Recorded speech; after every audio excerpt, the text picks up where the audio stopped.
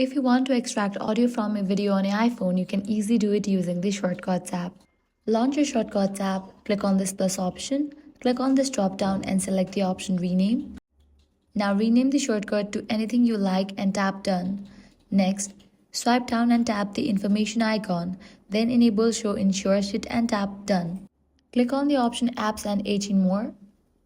Now click on Clear and enable for the option Media. Click on Done. Now search for the action Encode Media.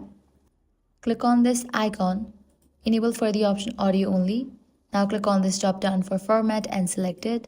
Likewise, you can also customize the speed. Then search for Save File.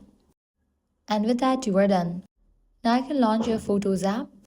Launch the video. Now scroll all the way down. Over here, you're going to find all of the shortcut. Select the one that you just created. Click on it. You will be redirected to the Files app where you can select a save location and tap Open. The audio will be extracted and saved successfully. To confirm, open the Files app and go to chosen folder and play the extracted audio file.